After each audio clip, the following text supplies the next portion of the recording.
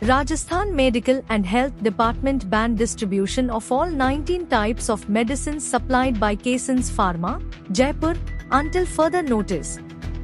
The action was taken regarding the quality of cough syrup distributed under the Chief Minister's Free Medicine Scheme.